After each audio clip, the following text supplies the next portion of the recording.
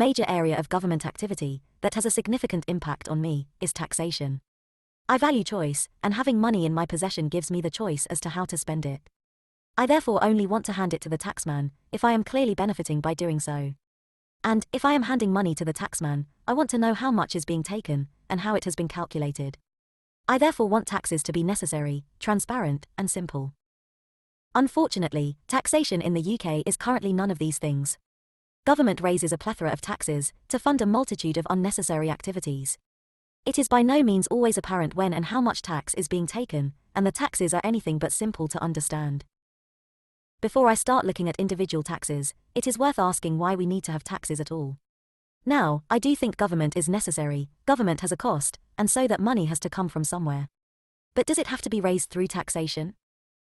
I can think of 3 ways in which money could be raised other than by through tax, voluntary contributions, fines, and by invading other countries and stealing their stuff. Assume government was funded by voluntary contributions. In that case, in practice, some people would not contribute. If you are contributing, you will see that your contributions are not only paying for the services you receive from government, but for all the services provided to the non-payers, who are therefore freeloading off your contributions. At this point, you may ask why you shouldn't get free services, and continuing to pay contributions looks less and less attractive. So why would you continue to contribute? Well, maybe because you are extremely altruistic. But, more likely, because you expect a benefit. Suppose I am running a hospital. If I am asked to treat 2 people, one who is paying contributions to fund my salary, and one who is not, which case would I prioritize? At the end of the day, those who pay the piper call the tune. A system of voluntary payment is likely to become a 2-tier system, where better government services are provided to those who are paying for them. Further, under a system of voluntary contributions, government funding will be unreliable, and probably volatile. So, for example, those enforcing the law will be in a position where there may not be money to pay them. This insecurity may make them susceptible to bribery, and from there it is a short step to extortion. In this scenario you may not be paying tax, but the result is that law and order has broken down, and the justice system has reverted to a protection racket. The second option was that government could be funded through fining those who break the law. This sounds attractive. Law-abiding subjects, who follow the mutually agreed laws, obtain all the benefits of government for free, and those who break the law are punished.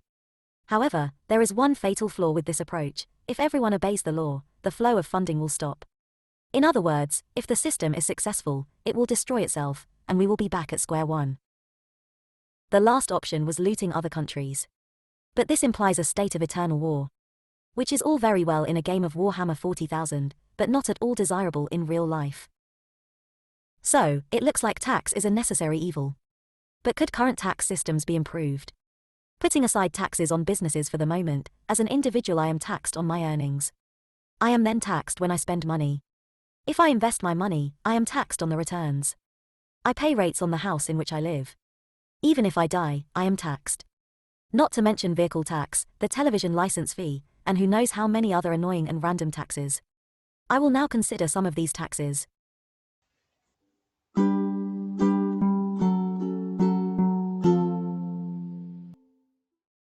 Firstly, taxes on my earnings.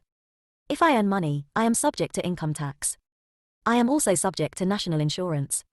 So there are 2 taxes I pay, which immediately adds complexity and reduces transparency. And neither tax is particularly straightforward to calculate. When I talked about legislation in general terms, I said it was important that it was seen to be fair. Income tax illustrates some of the practical difficulties with this concept. So, what is a fair basis for income tax? Government taxes are so it can maintain law and order and provide certain services. Now, one way to be fair would be that no one pays tax, but everyone pays for the services that they individually use, at the point they use them. But, in practice, that does not work. If government is paying benefits to people to protect them from financial hardship, those benefits cannot be funded by charging people the value of the benefit at the point it is paid. The effect would be to pay a benefit, and then immediately take it back again. And, for example, I want health services to be available to me regardless of my financial circumstances at the time I need them. That leads to a system where everyone pays tax on an ongoing basis, and government services are available to all when needed. As everyone has access to the same benefits and services, the obvious way to fund them is that everyone should pay the same for that access. In most circumstances this would be considered perfectly fair. For example, if a group of people go out for a meal, it is customary to split the bill equally between them. However, people regard this approach as grossly unfair when it comes to tax. When Margaret Thatcher introduced the poll tax, a tax of a fixed amount, payable by everyone, there were riots, and the legislation was repealed. Now, if the system is to move away from equal tax for all, the fact of the matter is that if people pay for private healthcare and education, they obtain less benefit from the state. On this basis, the generally richer people who pay privately for these services might argue that they should pay less than everyone else in tax. But this is rather like the person who chooses not to have a starter, demanding that they pay a lower share of the restaurant bill. It might be logical, but it is not buying into the social concept of a shared meal. And democracy is a group exercise. Instead, it seems to be generally accepted that the richer you are, the more you should pay in tax. But this seems a bit strange. If I went out to dinner with a group of friends, and it was suggested that we split the bill in proportion to everybody's earnings, I would find that bizarre. If one of the party said, "Don't worry guys, I earn more than the rest of you, so I will get this," I would feel patronized and resentful. I would want to pay my share. So why do people think this is a reasonable approach when it comes to tax? Well, because to do otherwise is impractical. The logic of democracy says that all voters should be treated alike, and should have equal access to government services. Giving everyone equal access to services is easy enough to achieve. However, when it comes to funding those services, treating all alike, in the simple sense of splitting the cost equally between all voters, is not possible, for the simple reason that not all voters will be able to pay their share. So, if you are going to provide government services, it is inevitable that those who can afford to will have to pay more tax than those who cannot. And, from an individual perspective, paying more in the good times, so that you will receive government support when you need it, in the hard times, makes sense. The question then, is how much more should those earning more pay? And the obvious answer would be that they should pay more in proportion to their earnings. So, if you earn twice as much as I do, you should pay twice as much income tax. Now, that seems fair to me. But it would imply a flat rate of income tax. And, at least in the UK, that is not the case. Instead, the rate at which income tax is levied increases with earnings. Some numerical examples may help drive home the point. So, in the 2021-22 tax year, in England, no income tax was paid on the first £12,570 of earnings. Earnings between £12,571 and £50,270 were taxed at 20%. The next band of earnings, between £50,271 and £150,000, was taxed at 40%, and earnings above £150,000 were taxed at 45%. There was an additional complication, in that the first £12,570 of earnings were not tax-free for those earning more than £100,000, the tax-free band being reduced in accordance with a sliding scale as earnings increased above this threshold. I did mention that it was complicated. What does this mean in practice? Well, average annual earnings in the UK are broadly in the region of £30,000. Someone earning this amount would pay £3,486 a year in income tax. Someone with an annual income of £60,000 would pay £11,432 a year in income tax. Income has doubled, but the amount of income tax paid has more than tripled. If we now consider someone earning £120,000 per annum, that person would pay £39,432 in income tax each year. So, while that person is earning 4 times more than someone on £30,000 a year, they are paying more than 11 times as much in tax. Going the other way, someone earning £15,000 a year would expect to pay £486 each year in income tax, less than a seventh of the amount they would pay if their annual earnings doubled, to £30,000. And, if we compare those on £15,000 and £120,000, one is earning 8 times more than the other, but is paying more than 80 times as much income tax. It is not at all clear to me that this is fair. And, when people argue that the rich are not paying their fair share in income tax, and should pay more, I find this difficult to accept. There seems to be a view that rich people do not deserve their wealth, and so it is fine to relieve them of it. Well, maybe where wealth has been inherited, this case could be made. But most wealthy people are wealthy because they have either made or earned money. If you build up a successful business, surely you deserve the money you make. If you are a Premier League footballer, or an investment banker, people may ask if your astronomical wages are justified. But no one will pay you that much out of charity or carelessness. You only earn that sort of money if you are generating more income for your paymasters than they are paying to you. Which objectively means that you are worth it, you deserve those wages. Again, people may say that people who make or earn large amounts of money are simply lucky. Well, people are all different, and all make different choices in life. And while being born with a certain talent may be a matter of luck, discovering what it is that you are good at, and then applying yourself to make money from that talent, is not. And, even if luck is involved, if I buy a lottery ticket and win the lottery, surely I deserve to be paid my winnings. There is another way in which the current system is unfair. It treats families differently depending on how they choose to structure their lives. So, if a couple decide that one of them will work full-time, earning say £30,000 a year, and the other will stay at home and look after their children, earning nothing, that couple will pay £3,486 each year in income tax. By transferring part of the non-worker's personal allowance to the worker, this income tax bill might be reduced to around £3,235 each year. However, if the same couple decide that they will both work part-time, earning £15,000 a year each, and share the childcare responsibilities, they will between them only pay £972 a year in income tax, and so will be more than £2,000 a year better off. That is a big difference, and I contend that it is an unfair one. Anyway, my view is that it would be both fairer and simpler if income tax and national insurance were combined, and a flat rate of tax applied to all earnings, other than benefits paid by the state. This could be integrated with the basic state income I have proposed previously. If you had no income other than that provided by the state, you would receive a regular tax rebate to provide that basic state income. As you earned additional income, the initial impact of income tax would be to reduce this rebate until the income tax due exceeded the basic state income, at which point the cash flow would reverse, and you would be paying money to the treasury.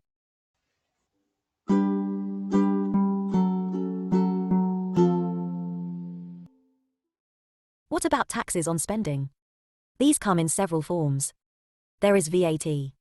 There are certain duties that are paid, for example on alcohol, cigarettes, and petrol.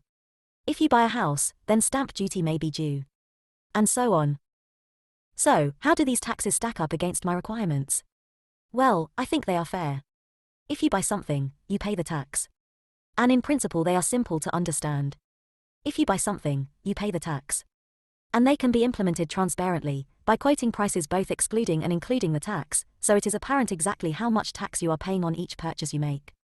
I note that in the UK prices are usually quoted inclusive of tax, and so the implementation is not transparent, but this does not have to be the case. So far so good. But is it really necessary to have so many different taxes on spending? Rather than VAT, and various duties, and so on, could there not just be a single sales tax, at a single rate, collected through a single mechanism? That would be easier to understand, simpler for businesses to implement, and should reduce collection costs. A single rate of tax applied to all purchases would also be more fair, as it would not penalize anyone for their personal spending choices. Well, I see no reason at all not to replace all these taxes with a single sales tax, collected through a single mechanism. This could be a genuine sales tax, or, more likely, a value-added tax. I will use the term sales tax here. That leaves the question of whether different rates of sales tax should apply to different products. One argument against having a single rate of sales tax applying to all purchases is that essential goods should not be taxed.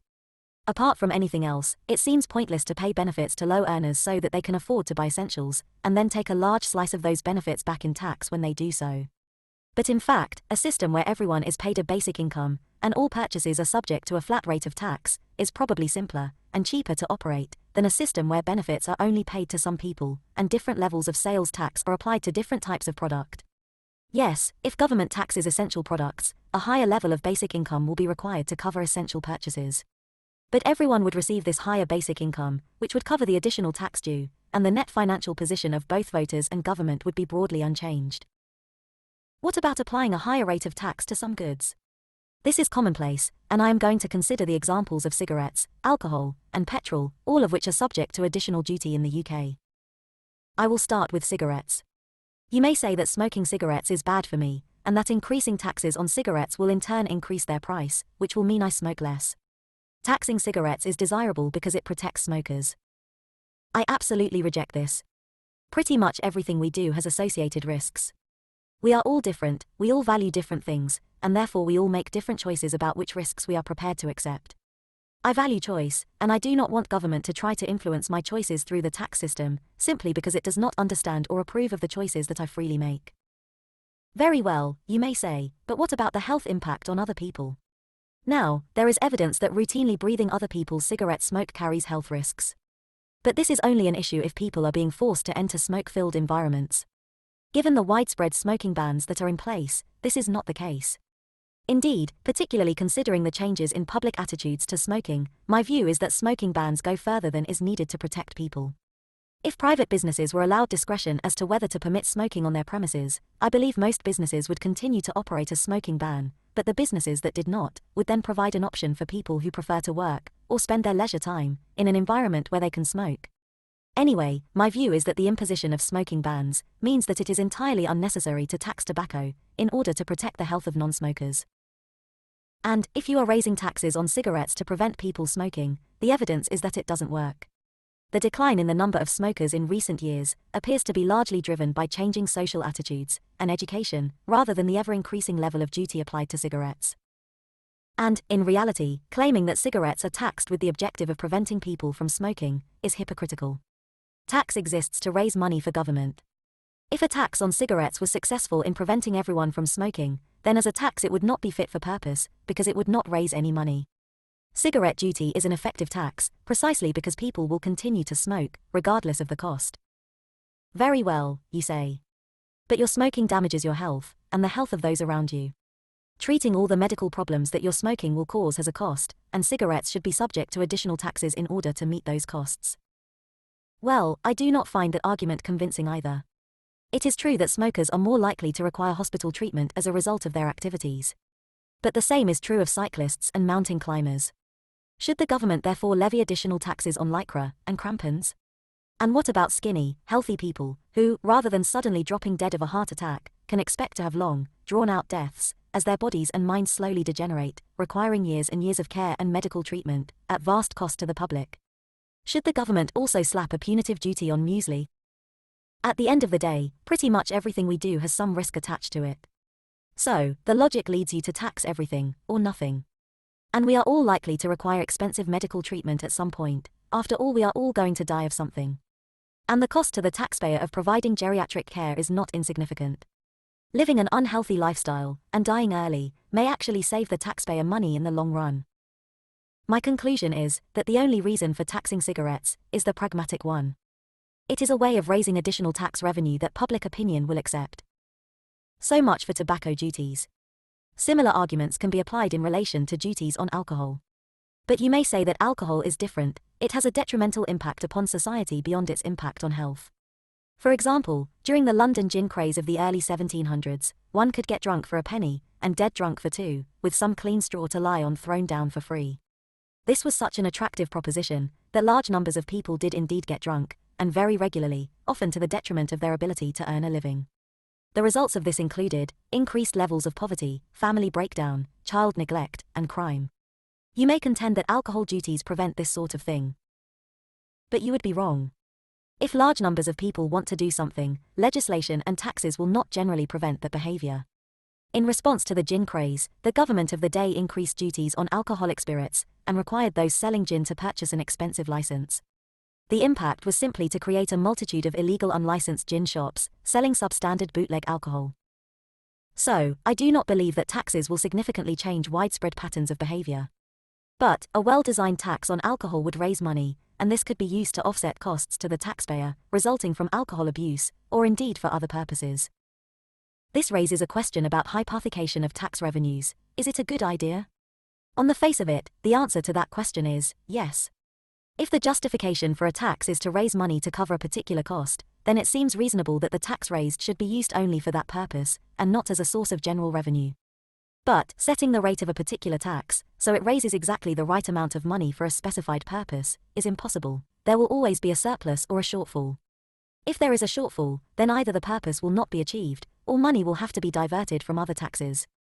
In that case, there will need to be at least some tax revenue that is not allocated to a particular purpose, but is available for general spending.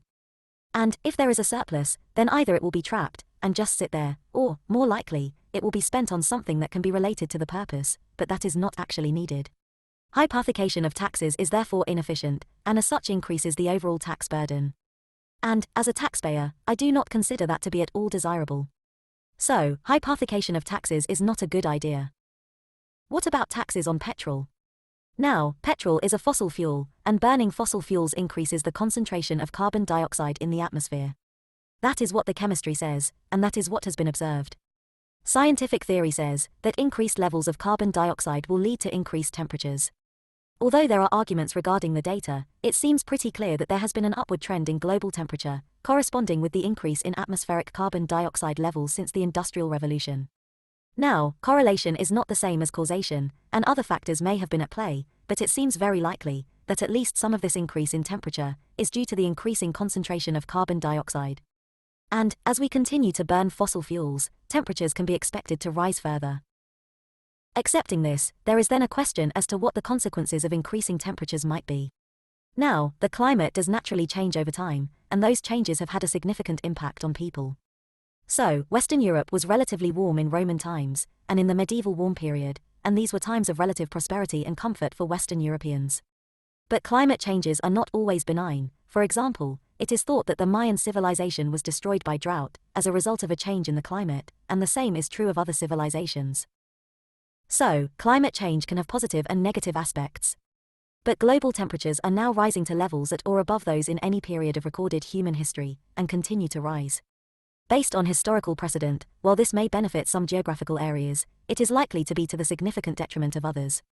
And if crops consistently fail in an area, this can cause mass migration, and history shows that this generally leads to conflict, and in a global economy, where nations are armed with assorted weapons of mass destruction, that is not a prospect to be viewed with any enthusiasm. To my mind, this is a far greater risk than other potential impacts of climate change, such as sea level rise, or increased severity of storm systems, which are detrimental, but can be mitigated.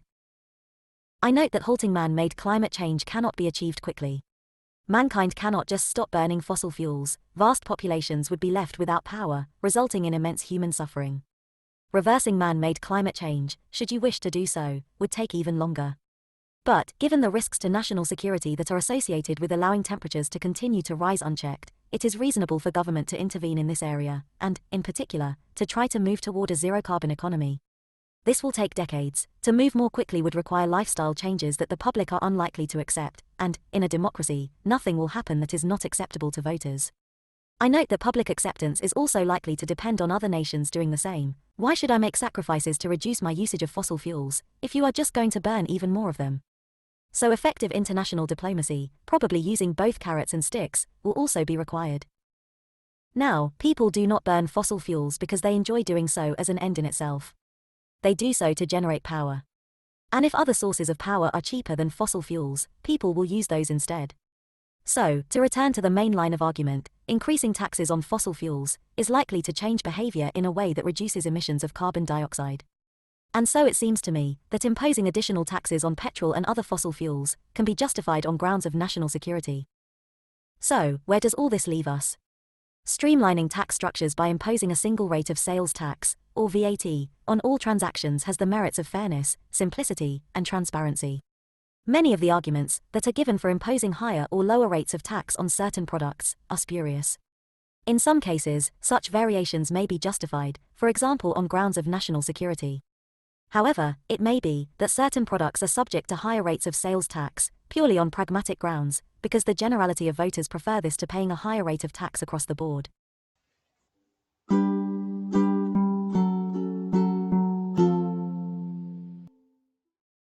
What about taxes on investments? This is another area where the government loves to tinker. There are allowances for dividend income, special regimes for ISAs, pensions, VCTs, and other products. There is capital gains tax, stamp duty reserve tax, and who knows what else.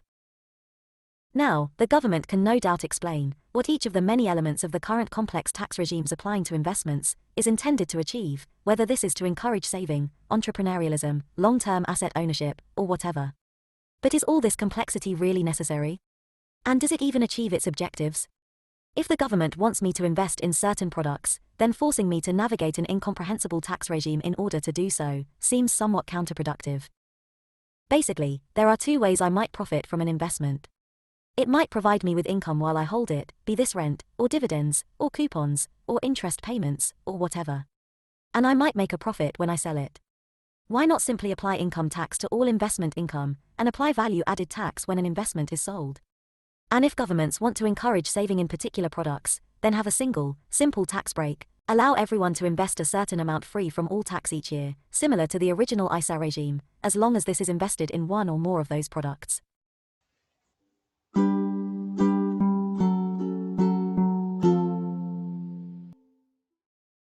One truly bizarre tax is the television license.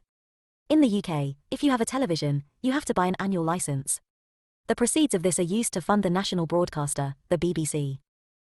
Now, when only very few people had a television, and there was only one channel for them to watch, funding that channel by requiring people to purchase a license for their television each year might have made sense. In a world where pretty much everyone has a television, and the license fee has effectively become a poll tax, it does not. Rather than having a bespoke tax to fund the BBC, why not just fund the BBC out of general tax revenues? That would be fair, everyone would still be paying, but it would be more efficient, as you would not have to maintain a bureaucratic apparatus to administer and collect the license fee. This of course does assume that a national broadcaster is required in the first place. But is it? After all, there are many other broadcasters, and many companies producing content for them to broadcast. Why should I pay tax so that the BBC can produce material which is virtually identical to that which is produced commercially, and already available to me? That would be nonsensical. And most of what the BBC produces falls squarely under that category. There are a couple of exceptions. It is important that government is transparent, and therefore having live coverage of debates in Parliament, meetings of government committees, public inquiries, and so on, is valuable. I note, however, that this does not require expensive studios and equipment. A fixed camera and some microphones could be used, and the coverage simply streamed on YouTube. There may be some content that is considered to be of national cultural importance, but which would not be produced or broadcast by commercial providers. So, for example, it might be justifiable for the BBC to broadcast readings of the novels of Thomas Love Peacock. Television is probably better than radio for this purpose, as some important elements of national culture, for example the paintings of Burne-Jones, are visual in character. My conclusion is that most of the BBC could be scrapped, retaining only a single television channel and a few live streams, funded directly by central government. Everyone will pay less tax, and everyone will pretty much have access to the same content that they do now. What's not to like?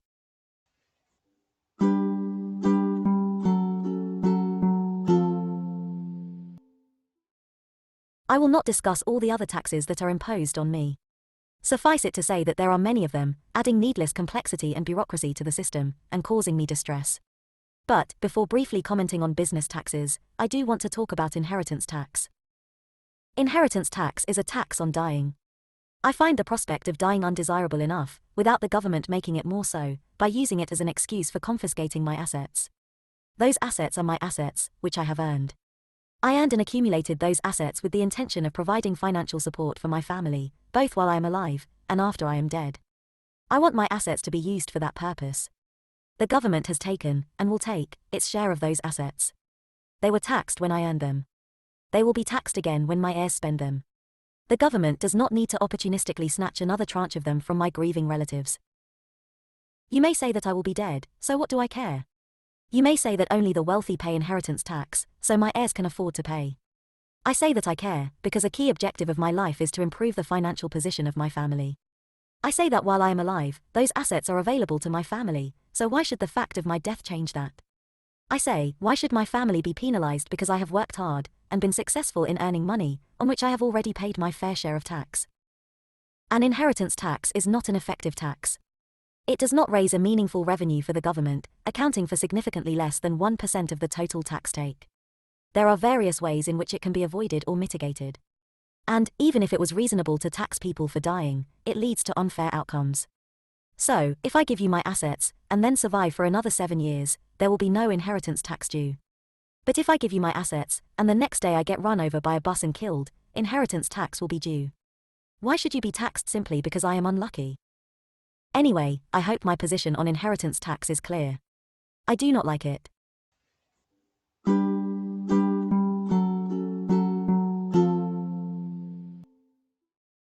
I am now going to briefly consider taxes on businesses, and in particular corporation tax. A business pays corporation tax on its profits. Now, if a business pays out money to individuals, whether this be in the form of wages, or dividends paid to shareholders, or whatever, those individuals will pay tax on the money received. So distributions from companies are already taxed. What corporation tax does, is enable the taxation of profits that are retained in the business. I question whether this is necessary. Business activity is already taxed through the VAT regime. Is another bite at the cherry, with the associated complexity and bureaucracy, really necessary?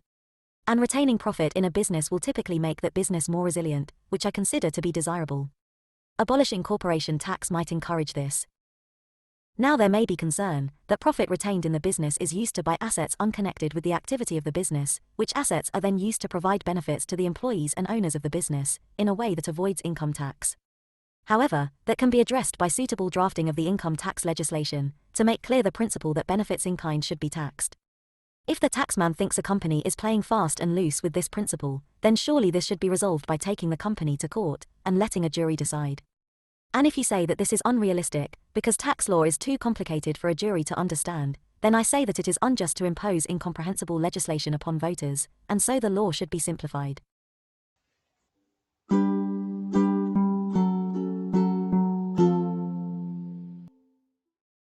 So, having reviewed a range of taxes, what conclusions do I draw? I concluded earlier that taxes should be necessary, transparent, and simple. If the government is going to spend a certain amount of money, it needs to impose taxes to fund that spending. But having a multitude of complicated taxes is not necessary. The money could be raised through a small number of simple taxes. And I reason that such a system would be preferable. So, what would such a system look like? Well, at the extreme, government could be funded by a single tax. I think that this would have to be income tax, or a form of sales tax or value-added tax. The headline tax rate would be eye-wateringly high, but that is because it would provide total transparency of the extent to which the government is taxing voters. The total tax take would be the same. If this high tax rate caused voters to question whether the government was providing them with value for money, well, I would welcome that. But you might argue that a regime with not one but two taxes could be even more transparent.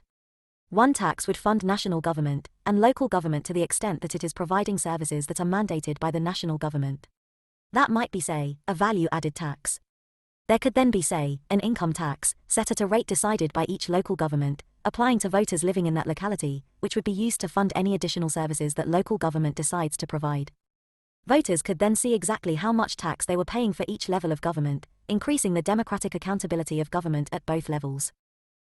Someone else might say that this is not practical, and I agree that, given the current position, it is neither realistic nor desirable to sweep away all existing taxes at one stroke and replace them with one or two simple taxes. However, if government took as its starting point in framing tax legislation a desire to reduce the number of taxes currently imposed and simplify them, and applied those principles each time changes to tax legislation were made, that would gradually move us in the right direction, and over time we could get much closer to such a system. In reality, of course, taxation is a pragmatic exercise. Taxes like tobacco duties, that are effective at raising revenue, and have widespread public acceptance, might be retained. The government may feel that imposing tariffs on certain exports or imports might be necessary to protect national security. But this does not mean that the current ridiculous tax system cannot be simplified, or that it is undesirable to do so.